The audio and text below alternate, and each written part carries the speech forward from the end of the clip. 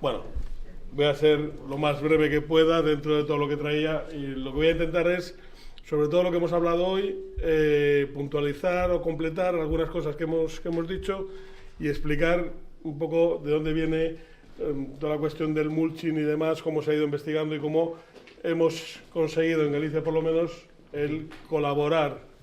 ¿El micro? Yo creo que se me escucha más o menos, ¿no? Sí, la grabación. Ostras.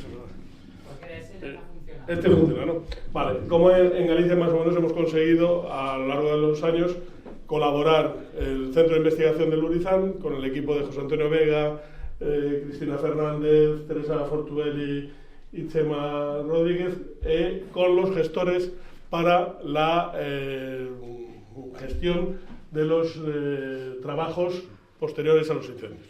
Vale. Bueno, en principio nosotros planteamos las actuaciones como en 3 plazos. El primero sería a corto plazo, en los 2 meses siguientes a los incendios. A medio plazo sería en los 6 meses siguientes a los incendios, y a mayor plazo posterior a eso, ¿no? En principio, estas actuaciones a corto plazo serían la adecuación de drenajes dentro de las infraestructuras, que hemos hablado hoy, habéis hablado aquí de las reparaciones que habéis hecho en las pistas, la cantidad de tajeas que se habían metido y demás. Y luego los trabajos que son puramente de control de la erosión, de control del suelo para que no se vaya sobre bienes o infraestructuras que puedan verse afectadas. ¿De acuerdo?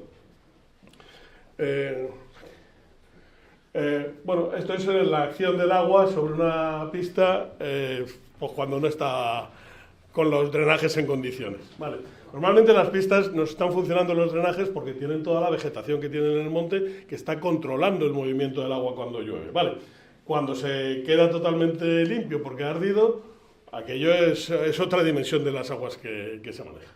Vale, entonces nosotros en el 2006, cuando nos pasó esto, hubo una pista en la zona de Santa María de Olla que se nos fue completamente abajo. Pista principal del monte, 12 kilómetros de pista, y tuvo pues como 7 u 8 sitios donde los torrentes se lo llevaron por delante. Bueno, lo que digo de actuación, pues son cosas de estas no tan buenas, basta con que quede bien las cunetas bien limpias, pero este sería el caso que os digo, ¿vale? Lo que está en azul es el incendio, son 3.800 hectáreas, todo esto de aquí abajo son poblaciones. Algunas casas de esas están metidas contra la montaña de forma que el bajo y el primer piso no tienen ventana trasera, están pegadas a esa, y la ventana del segundo pues está igual a ras. De forma que cuando llegaron las primeras lluvias, después de esto, hubo casas que el agua les entró por el segundo piso y las reventó por abajo. Vale. Entonces, ¿qué es lo que planteamos? En aquel momento, el jefe de servicio de Montes de Pontevedra, Jesús de la Fuente, y yo digo, coño, esto es una barbaridad, tenemos que hacer algo. Y lo que diseñamos es el cálculo de lo que es cada una de las cuencas vertientes en cada uno de esos puntos de rotura y en otros más que íbamos a actuar, de forma que el dimensionamiento de los drenajes que hiciéramos sirviera para estas situaciones de emergencia. Por supuesto va a estar sobredimensionado para cuando el monte esté nuevamente arbolado y cubierto de vegetación. Pero ahí normalmente no tenemos problema. El problema lo tenemos cuando se nos pela el monte. ¿Vale? Entonces, este sería digamos más en detalle. Cada uno de los números que tenéis ahí es una tajea o un paso de agua diferente y con su correspondiente cuenca vertiente. En morado es el punto 53, sería toda esta cuenca vertiente en el que calculamos cuál sería el caudal circulante en unas circunstancias de unas precipitaciones, si no me recuerdo mal, eran de 40 litros por metro cuadrado sobre un terreno limpio, con una rugosidad, no me acuerdo exactamente ya cómo lo calculamos y tal, y la pendiente a la que saliera de ese estudio.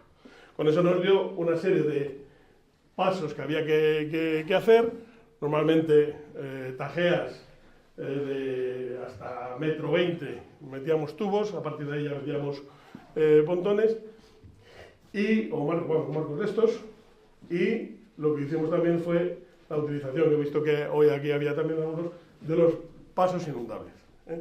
Pasos inundables que se calculaban para el mismo radio hidráulico de la tajea que sustituían. Estos los poníamos en sitios o que la tajea tenía que ser de más de 1,20, por lo tanto teníamos que meternos pues, casi 2 metros para abajo para que aquello funcionara bien, o aquellos donde teníamos piedra y no podíamos meternos a picar. Lo que hacíamos era acoplar el paso inundable contra la roca. El cálculo del paso inundable se hacía siempre que como máximo podía tener un 4% de pendiente el ángulo del S para evitar problemas con los coches al pasar, y al llegar allí, si teníamos que extender más las alas, pues lo que hacíamos era extender más las alas y reducir ese ángulo para que se notara menos. ¿Vale? Estos pasos se hicieron en el año 2007, hace 2 meses he pasado por ahí y siguen funcionando perfectamente. Es una maravilla. ¿Vale? Concepto, sobre todo lo que hemos dicho, que esas 300 tajeas que habéis metido en las pistas realmente sean capaces de desaguar lo que puede venir cuando arde el incendio. Esta forma de actuar se la pasamos a los distritos para que, dentro de lo que puedan, según van haciendo reformas de las pistas o pistas nuevas, intenten aplicar este sistema para que el dimensionamiento de los drenajes sea suficiente para desaguar todo el agua que va a venir en el momento crítico. ¿De acuerdo? Vale. Bueno, pues el segundo paso sería el control de la erosión directamente, con el fin de conservación del suelo, conservación de la calidad de las aguas, muy importante, y protección de las personas y bienes. Os voy a ver un poco históricamente cómo hemos evolucionado para ver cómo fue el asunto.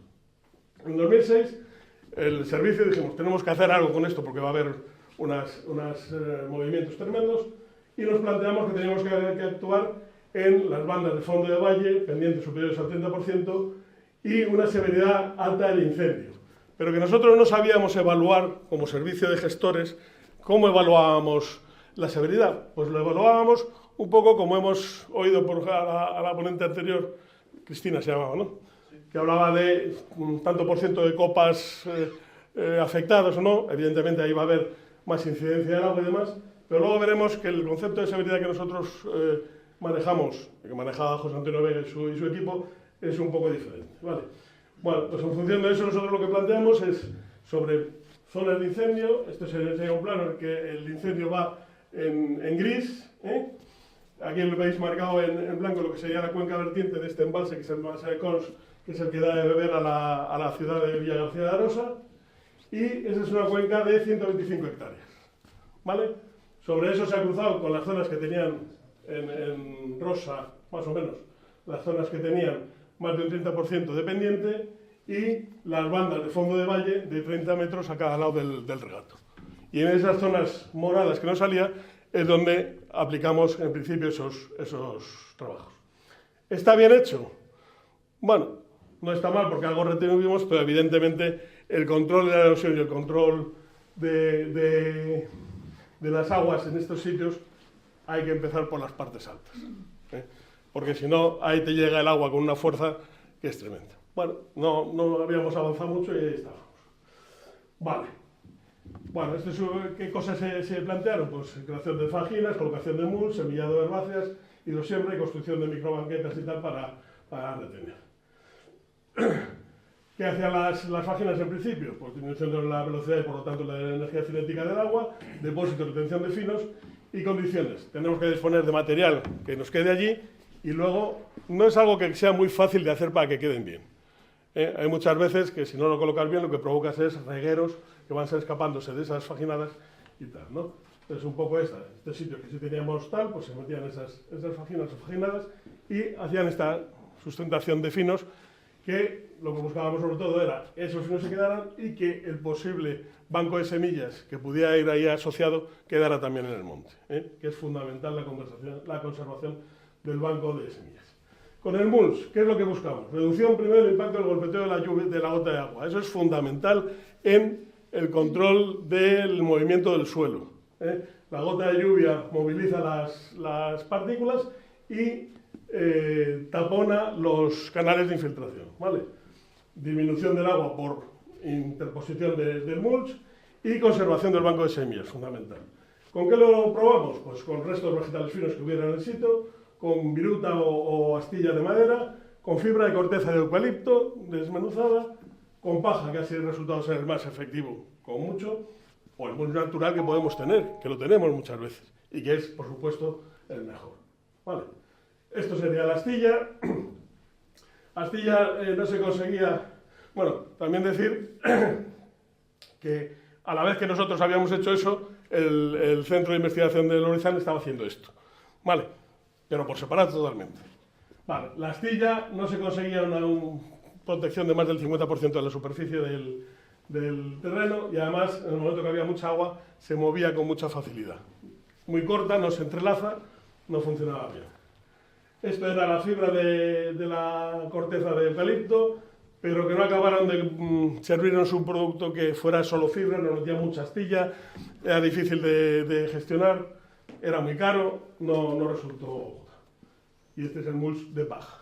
Mulch de paja que se necesita para que sea realmente efectivo, cubrir por lo menos el 80% de la superficie. ¿Vale? Cubriendo al menos el 80% de la superficie, se reduce los procesos erosivos en más del 90%. ¿De acuerdo? Con lo cual, no hay duda del que tienes que ser, salvo que tengas este mulch, claro. Este es el mulch, el ideal. Tienes toda la pinocha ahí soltada, fibra larga, entrelazada, demás, y que además, si veis, ya tiene toda la regeneración que va a venir del pino. Pues esos son montes que poco hay que trabajar en ellos. ¿De acuerdo? En 2010, después de que nos habíamos encontrado varias veces en cafés, historias, jubilaciones y demás, José Antonio, ¿qué estáis haciendo? No sé qué, ¿y vosotros qué hacéis? Bueno, oye, porque no nos juntamos y hacemos las cosas juntos. 2010. No hubo grandes incendios, pero sí hubo un par de incendios majetes donde poder trabajar. Ahí ya, José Antonio, lo que habían trabajado ya tenían claro que tenían que cubrir por lo menos el 80% de la superficie y para eso se necesitaba 250 gramos de paja por metro cuadrado. O sea, 2,5 toneladas por hectárea. ¿Vale? Aplicación manual, aseguras cubrir el 80% y siempre que tengamos la posibilidad de llevar la paja hasta el punto donde lo vamos a colocar con autocargadores o incluso con el helimulching, muchas veces lo que se hace es tirar la paja y luego rematar a mano el trabajo para que sea efectivo esas 2,5 toneladas por hectárea. ¿Vale? Y en ese año, pues por nuestra parte planteamos la trituración de los restos de árboles pequeños que no tienen aprovechamiento comercial o de matorral que quede para crear un mulch que pueda funcionar. Vale, estos serían ya los primeros trabajos que dijimos ya, coño, porque hay que poner toda la pendiente, porque lo que nos interesa es que la rampa no sea muy larga, pero no tapar todo, no hace falta tapar todo. Vamos a hacerlo por fajas, ahorramos trabajo y ahorramos demás. Y ya hemos visto que en los otros sitios que habéis utilizado el mulching ya se está trabajando siempre por fajas. Nosotros hemos hecho muchos sitios de superficie completa cubierta, que al final es tirar el S. Vale, pues aquí iba a poner el vídeo, pero ya no lo pongo de cómo cae el helicóptero y todo eso y tal. Una cosa que sí es importante, normalmente un helicóptero de estos te va a llevar 2-3 balas de paja. Se funciona normalmente con las horas sobrantes, como ha comentado alguien antes así, y en caso de que no haya horas sobrantes, entonces ya hay que hacer una propuesta, ¿qué tal? Ahí ya hay que evaluar si el coste del helicóptero es asumible por el beneficio que vamos a tener a la hora de conservar el suelo. Si vamos por ejemplo, en el caso que habíamos visto, el embalse de Cons, que es el que da de beber a Villa García, pues posiblemente compense el gasto del helicóptero. Si lo que vamos es simplemente a que no haya un poco de turbulencia en un río truchero, pues igual ya no hace falta tanto, ¿no? Vale, lo que sí es importante también es que esas balas de paja no se pueden coger enteras. Hay que deshacerlas un poco para que se expanda más la paja cuando se tire. En las zonas que hemos visto ahí de fajas, había sitios donde nos pasaba esto, que el agua entraba con un poco de velocidad además en esas zonas de paja, la movía, y ahí empezábamos a tener ya sitios donde no cubríamos el 80%. Eso con hacer una pequeña faginada al principio de la faja se soluciona perfectamente. Disminuye la velocidad y ya el agua entra mucho más despacio y liquida. ¿De acuerdo? Vale.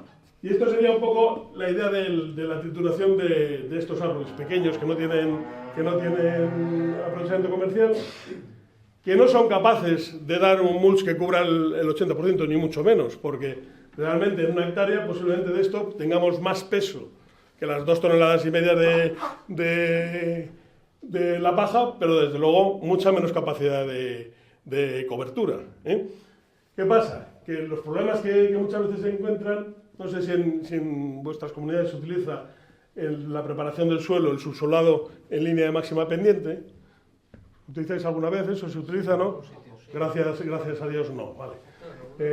En lo que nosotros tenemos, que se ha hecho bastante, es matemático que cuando tenemos un incendio de estos, todavía que es joven, se nos forman regueros en esos surcos maíces. Bueno, si haces la trituración sobre ese reguero, sí que consigues una cobertura suficiente para que aquello no se cree en una barranquilla, una historia de esas. Con lo cual, bueno, no es perfecto, pero tal. Si la paja consigue reducir al 90, más del 90% la erosión que se produce sobre el suelo, una trituración generalizada de restos de este tipo con algo de matorral y tal, pues reduce más o menos sobre el 15, el 20%. Sí, porque queda mucha superficie sin cubrir. Pero, bueno, como luego vamos a ver, hay otras circunstancias que a veces obligan, pues aprovechas todo.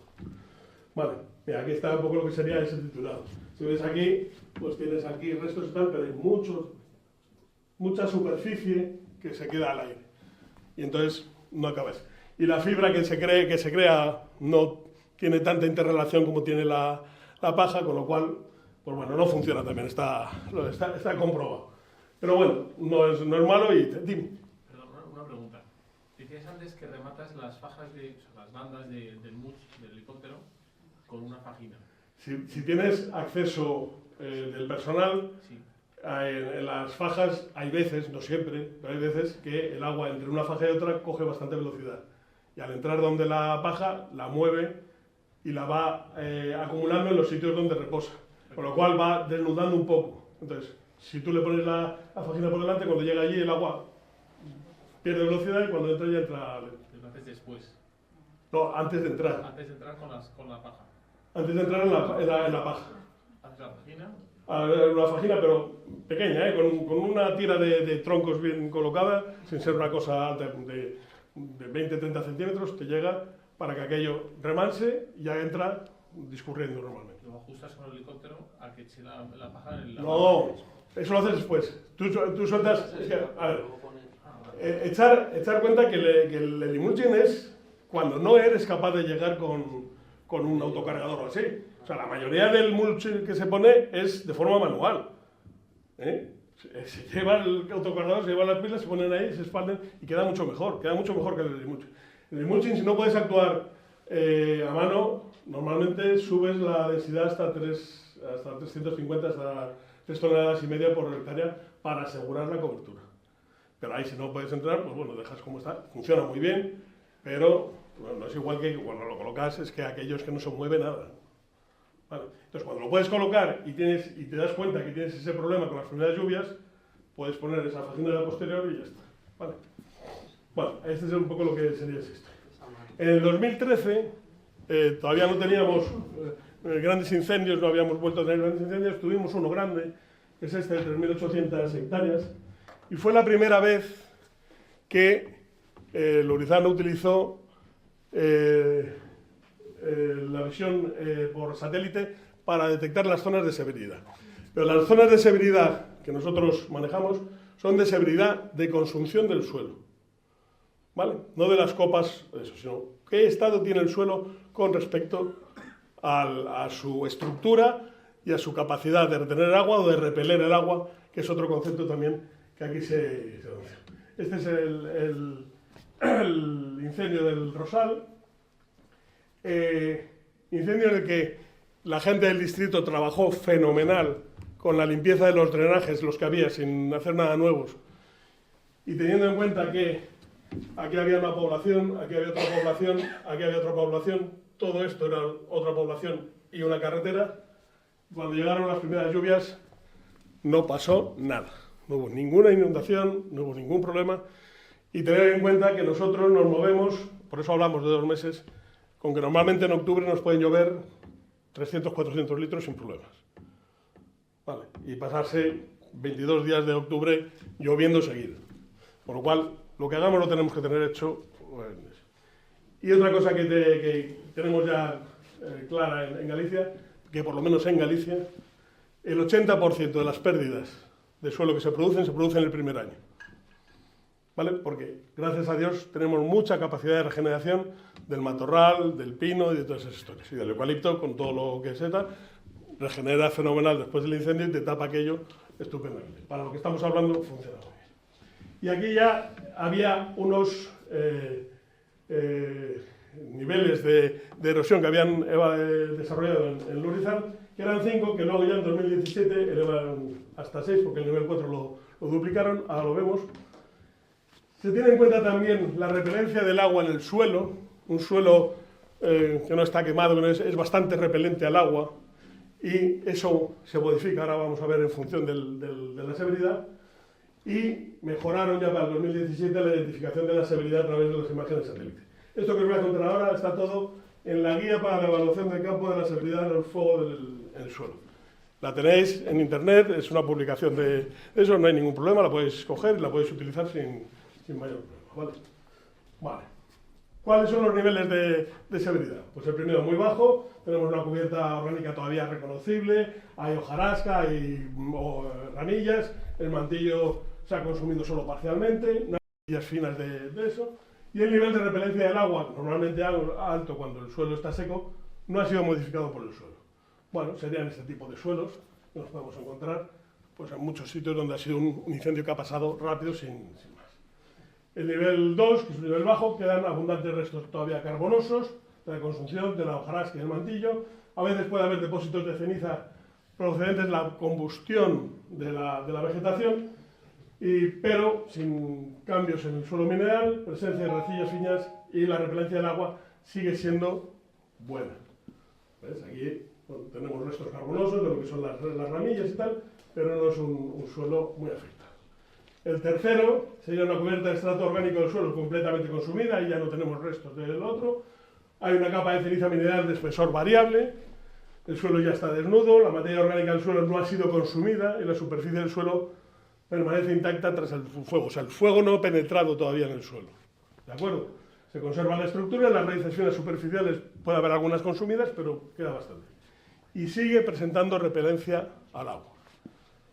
Esto ya sería, ahí ya no vemos ningún resto de ramillas ni de nada, pero si tocamos ahí es un suelo duro, estructurado, no se hunde. ¿De acuerdo?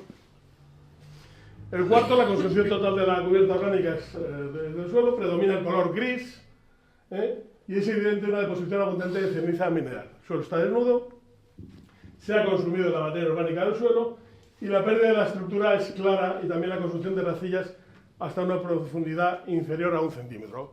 Aquí la diferencia es el 5, el 4 con el 4 anterior, es que el 4 no marcaba profundidad y ahora veremos que el 5 marca profundidad.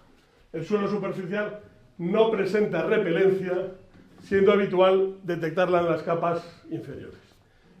Sería este que lo vemos gris, y luego en el 5 es lo mismo, pero eso pasa hasta profundidades superiores al centímetro.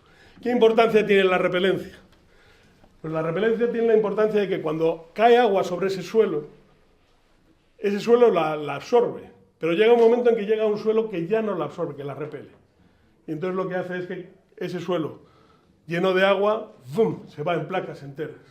No sé si tenéis no he podido encontrar una foto de esto porque he ido un poco apurado para presentarlo, pero la conciencia de ver en incendios después de lluvias, zonas en que de repente hay como un escalón y como una placa entera que se ha movido.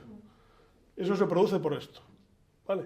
Entonces, ahí ya, cuidado, ahí se producen bastantes pérdidas. Vemos aquí que esta paleta tiene 6 centímetros y hasta ahí estamos hablando de muchas toneladas ya, Y el extremo es suelo desnudo, se ha consumido totalmente la materia orgánica, pérdida de la estructura muy clara y también se han consumido todas las raicillas. El suelo superficial no presenta repelencia, siendo habitual detectarla más abajo. Tiene un color naranja rojizo porque se ha producido un proceso oxidativo súper violento y acaba teniendo ese color. Y puede aparecer debajo de estos un nivel 4 o un nivel 3 antes de alcanzar el suelo sin alterar. Y por supuesto, cuando llegas a ese nivel 3 o así, tienes repelencia del agua. Y estos serían esos suelos que han tenido esa intensidad de fuego tan grande. Vale. Entonces, este es el concepto que manejamos nosotros de severidad de los incendios, porque lo tenemos muy orientado a la conservación del suelo. ¿De acuerdo? Vale. Si vemos aquí un poco los estudios que han realizado este grupo en relación a tamaño de agregado, repelencia y presencia de carbono orgánico en la comprobación de la correspondencia entre los niveles de severidad y la erosión que se produce, vemos muy bien que hasta el nivel 2 los sedimentos acumulados son muy bajos, no se producen. Incluso el 3, bueno, llegamos hasta 10 toneladas por... ¿Qué pasa? ¿Cuándo se dispara? Cuando llegamos ya al 4, sobre todo al 5, se nos dispara hasta pues, casi 60 toneladas por hectárea. Bueno, bien, entonces, como consecuencia de la mejora de severidad, las imágenes satélites y cruzado con otras cartografías, el Urizan consigue determinar los puntos de máximo riesgo donde hay que ir, ¿vale? Y por otra parte, hay que evaluar qué es lo que queremos proteger. Bien, este no os lo voy a explicar ya, lo veis, es un poco el cuadro de todo lo que sería esto, pero lo que es interesante, sobre todo en esto, es que como consecuencia de esta colaboración, en el 2018, en un documento oficial, en el Pladiga, sale la necesidad o la imperiosa de que funcione una mesa de coordinación para evaluar y tratar los suelos afectados por los incendios. ¿Vale? Una mesa de coordinación con una preplanificación, evaluación y cartografiado, estimación del riesgo, valoración. Bueno, todo esto se resume en: cuando hay un incendio grande de más de 500 hectáreas, el servicio de incendios lo perimetra y lo remite al Urizan. Urizan, con lo que tiene, hace la cartografía de la severidad, cartografía de pendientes, cartografía de lo que quieran estimar, y determina los puntos que van a ser de máximo riesgo. Y manda a un equipo a hacer la comprobación y el muestreo. Y con eso se hace una planimetría de lo que hay que tratar. Y finalmente se decide en esa mesa de tal qué sitios hay que tratar en función de la disponibilidad que tengamos de helicóptero o de la disponibilidad presupuestaria para proteger algo importante. Pero lo que sí es fundamental es que del hecho de que finalmente entre técnicos nos decidiéramos a colaborar, a hacer cosas, hemos obligado al político finalmente a que en un documento oficial se haga este trabajo que sigue siendo, digamos, de colaboración entre los... Vale, no me voy a meter en esto, en las semillas de herbáceas y demás historias, porque realmente no funciona mucho, es carísimo y nada. Y las microcuencas y demás, pues bueno, funciona también. Y gestión de aprovechamientos. Esto es importante en lo que nos afecta. Bueno, nosotros ya decíamos que no eran montes públicos, que eran montes conveniados o consorciados.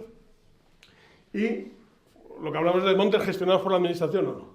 Podemos encontrarnos montes no gestionados por la administración, que sean montes particulares o montes de comunidades de montes, que son los montes grandes, ¿vale? Y montes gestionados por la administración, con aprovechamiento comercial o sin aprovechamiento comercial. Ojo, cuando estamos en la zona demarcada, zona del Bursafelenchos, tenemos que eliminar todo, ¿de acuerdo? Y eso nos condiciona muchas veces. ¿Qué pasa con los montes particulares individuales? Pues no tiene mucho interés desde el punto de vista erosivo, porque son parcelas muy pequeñas, no hay una continuidad en la rampa, la continuidad en la extracción es muy diversa, con lo cual no se quedan muchas superficies de golpe limpias, sino que hoy aprovecho yo, dentro de un mes aprovecha el otro, no son muy interesantes. Se rigen por el decreto que tiene una contradicción importante, que es que por un lado lo que son toda la venta de madera en sitios quemados tiene que ser a través de una autorización, mientras que las cortas obligatorias por materia sanitaria se hacen a través de una declaración responsable. Y en este caso estamos en los dos casos. En estos casos de los particulares individuales se suele ir a través de la comunicación o de la declaración responsable. En los mantos motorizados a mano común, con madera de aprovechamiento comercial, también se rigen por lo mismo. Aquí serían autorizaciones lo que prevalecería, hay el mismo problema.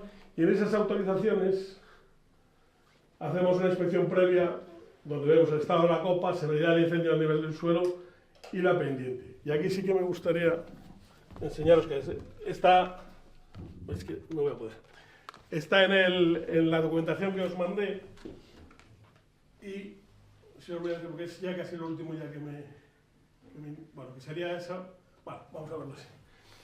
Estos serían fotos de algún monte en el que hemos hecho un poco ese informe, ¿vale? Expediente, data de la inspección, estado de la copa, verde sulfamado quemada, grado de la severidad del suelo, pues que aquí no sé por qué no se ve todo el... Ese marcaríamos del 1 al 6 y en función de eso las recomendaciones que se dan. Pues cuando vas y ves un monte de de este tipo, oiga, haga usted el aprovechamiento como lo ha hecho toda su vida, no tiene ningún problema, ¿vale? Puedes tener por ejemplo, copas que están medio soflamadas. Bueno, pues aquí en el informe pondrías, no empiece el aprovechamiento hasta que caiga la cícula, porque la severidad del incendio es baja y cuando tenga usted la cícula va a tener el suelo protegido. ¿De acuerdo? En este caso ya sería un eucaliptal, en el que tenemos un mulch diferente, es una hoja de frondosa, larga y tal, pero que interactúa menos. Bueno, tampoco son palos muy grandes, se podría utilizar bastante bien. Y aquí ya tendríamos un eucaliptal joven, en el que ha habido fuego de copas y donde tenemos bastante severidad en el incendio, ¿vale? Ahí tenemos un nivel 4 bastante claro en bastantes sitios, ¿no? Toda esta zona de aquí, eso es nivel 4. Aquí ya sí que hay que tener mucho cuidado, o mucho más cuidado a la hora de sacar esa madera y demás. Claro, norma utilizada es con el aprovechamiento comercial. ¿Cómo se hacía eso? Pues ha habido que sacar una línea de subvenciones, hubo que sacar una línea de subvenciones para que pudieran sacar esa madera a un tanto por ciento, no sé si eran 1.800 euros por hectárea o algo así, lo que se les daba para que sacara. Bueno, hasta 1.000 euros por hectárea. Bueno, se aprobaba el 79%, 54 expedientes. Eso en montes gestionados por la administración sin madera comercial, donde no había forma de sacar ningún aprovechamiento. Pues ahí hubo que hacer de todo, ¿vale? Trituración in situ, creación de mulch protector, aporte y distribución de semillas, tractor con desbrozadora, retroexcavadoras con cabezal desbrozador, sacamos aprovechamientos, conseguimos adjudicar aprovechamientos ya no en cargadero, sino en borde de pista. O sea, señores, nosotros le sacamos hasta el borde de pista con un skidder los palos enteros, y luego viene usted ya con el autocargador y se lo lleva para hacerlo biomasa. Vale, pues eso estaría también. Este sería el caso de que tiene algo de aprovechamiento para biomasa, pero que no lo van ellos a cortar allí. Entonces, o bien se lo dejábamos en borde de pista, o bien se hacían cargaderos. Esto sería la madera tirada, de aquí la subiríamos con un skidder. Claro, esto para lo que es la conservación del suelo no es lo mejor tampoco, pero la obligación era más importante. Esto sería lo que era dejárselo a borde de pista para que el tío lo fuera recogiendo. Entonces se decía, mira, calculamos que hay 200 estéreos, a medio euro el estéreo, te coges la pista de aquí a aquí y te lo llevas todo. Vale, pues fenómeno. Le dábamos 200 euros a la comunidad al final y fenómeno. Aquí esto ya serían acopios, pero de árbol entero, y aquí ya venían ellos y picaban y se lo llevaban. Y montes con posibilidad de aprovechamiento de madera, pero que no pagaban los costes, pues apeo a mano o con procesadora, clasificación del material. Aquí ya sería lo que serían pies de tamaño comercial cortados a ese comercial. Bueno, en total, los montes gestionados por la administración sacamos esas subastas en 4 meses, 5 meses, y al final gestionamos en ese año unas 3.035 hectáreas, unas 350 toneladas de madera. Y tengo muchas más cosas que contaros, pero se acabó. Solo quiero hacer una puntualización en general de todos los trabajos sobre terrenos quemados, la utilización de maquinaria, que es algo que siempre ha dado mucha controversia sobre que si es peor, mejor tal. Los estudios que han hecho en el grupo de Lourizán demuestran que prácticamente no hay modificación de la cantidad de erosión que se produce por la utilización de maquinaria. Puede subir un 1, un 1,5% como mucho. Y el beneficio que tienen los trabajos que puedes hacer con la maquinaria con respecto a lo que puedes hacer manual son, vamos, incomparables. Únicamente en espacios naturales protegidos, donde el POR no te permita hacer esos trabajos con maquinaria, pues se podría plantear hacer otras cosas. Pero si no, vamos, sin duda, utilizar la maquinaria. Y ya está. Vamos. Bueno, en la propuesta luego...